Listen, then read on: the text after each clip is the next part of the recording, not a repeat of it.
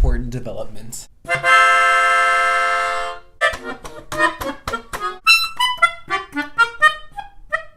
Too much power with this, so I'm going to put it away before things get ugly. It's really loud and I'm worried that I'm going to get yelled at. But anyways, that's not why we're here today. So lately I've been really wanting to play Pokemon. But I don't have my DS here, so I just don't play it. Also lately I've been feeling this urge to do creative things. So I went to the bookstore yesterday and I bought a sketch pad.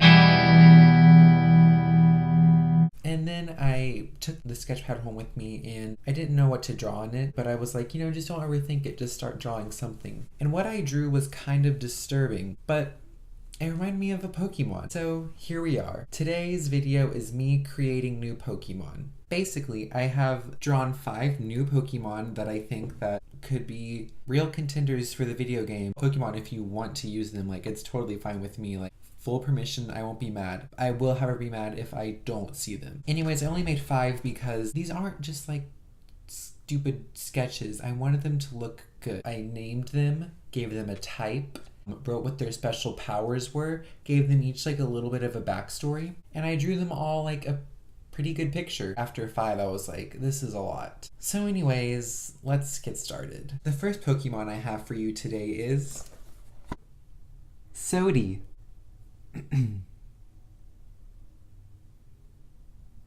Sodi is a psychic type Pokemon. Her special move is called Tickle Tickle Mr. Brain, I'm grabbing you! In this move, Sodi lunges at her opponent and sticks her human-like fingers and toes into their mouth. The saliva from the opposing Pokemon's mouth causes Sodi's fingers and toes to elongate until they stretch to the opponent's brain. When Sodi's fingers touch the opponent's brain, she accesses a memory of what the opponent's mother looked like and morphs into her as she dislodges from their mouth. After leaving the mouth, Sodi, in the form of the opponent's mother, proceeds to spank the opponent for being naughty. This causes the opponent to feel too embarrassed to continue the battle. Sodi.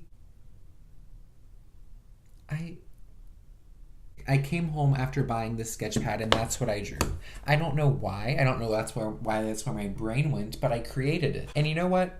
I love her. Everything about her, she's beautiful. After I drew it, I just left my notebook open and then I was afraid to close it because I didn't know what she was going to do to me. So I just left it open and let her just exist. Our next Pokemon is Grotch.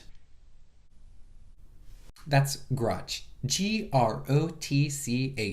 Grotch is an electric/fighting type Pokemon. Grotch comes alive when you plug them in and place a bagel inside of their toasting ports. When you place the bagel into position, Grotch accepts the bagel as its new brain. Their special move is called If You Ever Touch My Bagel Again.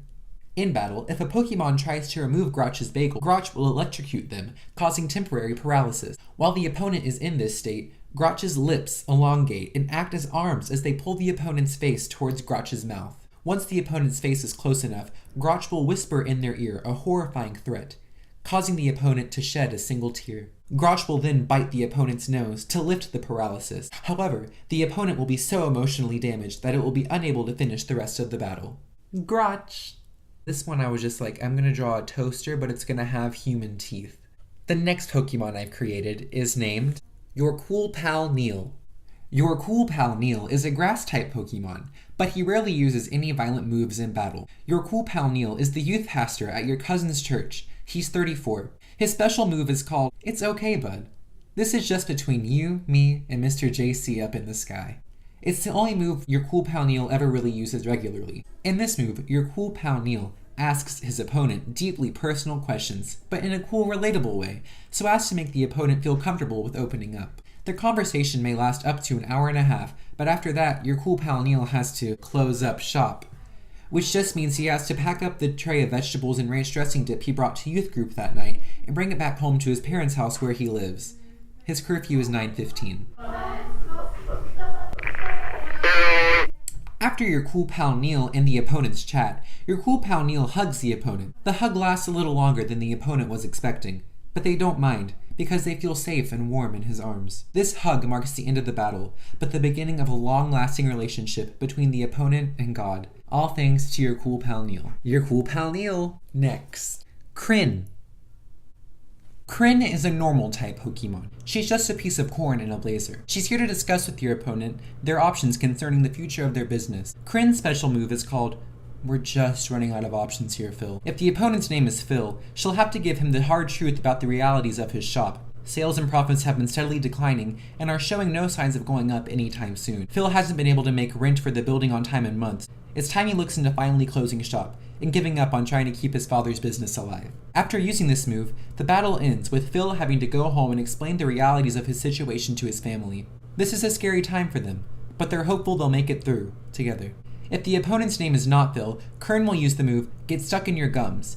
Basically, Kryn removes her blazer, launches into the opponent's mouth, and gets stuck in her gums. It's a real inconvenience for the opponent. Kryn, I don't know why I made that one. She's pretty. And she means business, so. Next.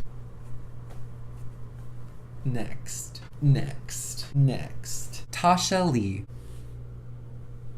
Tasha Lee is a water-type Pokemon. She's your opponent's next-door neighbor. Her daughter, Elizabeth, used to be your opponent's best friend before she got her ears pierced and started dating Ryan. It doesn't matter anymore, though, because now Kelly is your opponent's best friend, and they made a pact to never let boys come between them. Anyways, Tasha Lee's special move is inviting you to come over and swim anytime. In this move, Tasha Lee corners your opponent, who is just trying to walk their dog, in her front yard, trapping them in an awkward conversation with Tasha Lee, a lonely middle-aged woman who lives vicariously through her daughter. Eventually, Tasha Lee convinces your opponent to come back and just dip their toe in the pool. However, as soon as your opponent does so, Tasha Lee reveals her hidden tentacles, wraps them around your opponent, and makes him apologize to her daughter for abandoning her for that nerd Kelly. Your opponent then must apologize, even though they did nothing wrong, and it was all Elizabeth's fault. This will place them in a temporary state of confusion, allowing Tasha Lee to continue to bombard your opponent until they are defeated. Tasha Lee. Okay, that's all.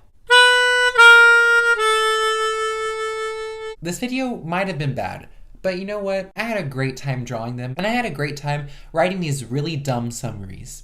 But buckle up, because next week is my birthday video. This time next week, I'll be 19 years old. A 19-year-old existing in the world. I'm 19. That was my, reenactment of what 19-year-olds do. So yeah, please stay tuned for next week because I promise it will be good. But until then, I'm going to leave you with a song.